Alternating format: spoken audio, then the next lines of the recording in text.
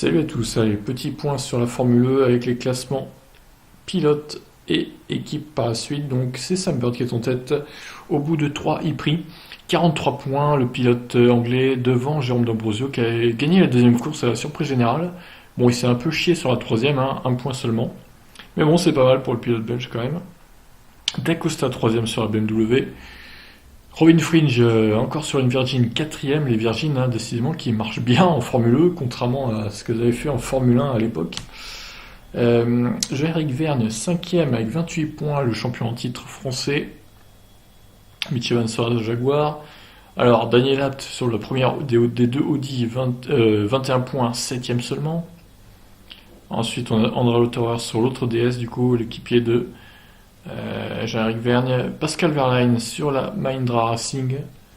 Bon, il est 9ème, hein, le pilote allemand. Il a pas fait la troisième course, visiblement.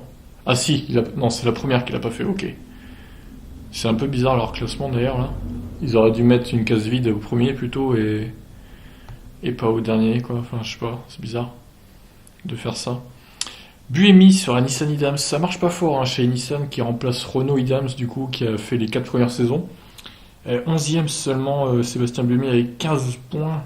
Il a abandonné au dernier e-prix. Il a quand même chopé 3 points pour la pole. Oui parce qu'en Formule 1 on marque 3 points pour la pole et 1 point pour le meilleur tour contrairement à la Formule 1.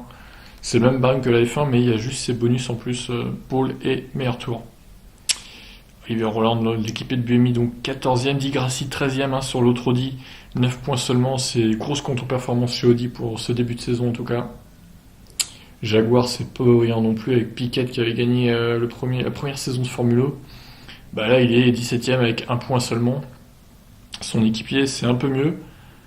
Mitch Evans comme vous voyez 6e avec 22 points, c'est quand même mieux, il se prend une sacrée branlée là, Piquet. Donc Gunther chez Dragon 0 points. Après Tom Dillman pareil.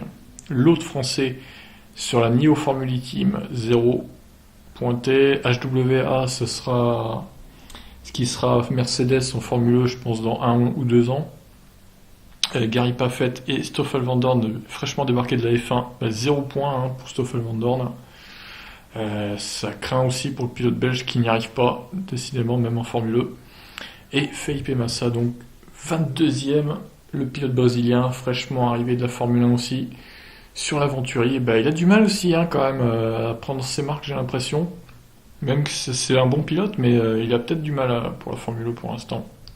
On espère que ça va s'arranger pour lui. Ce soir, par exemple, à 23h, il y a une course au Mexique, on verra bien ce que ça va donner.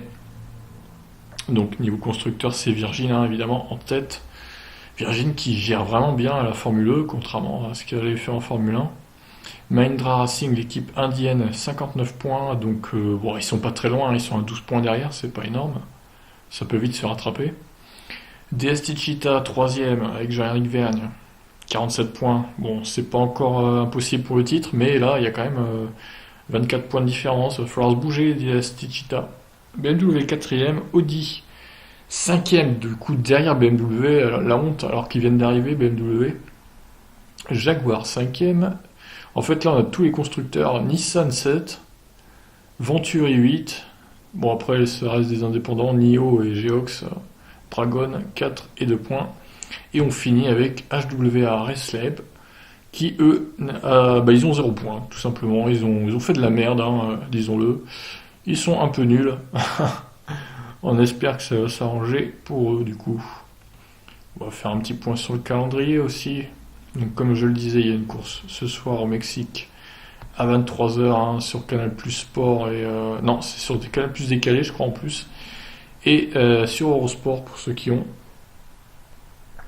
Donc voilà, 4ème course ce soir au Mexique. Après il y aura Hong Kong le 10 mars. En Chine le 23 mars.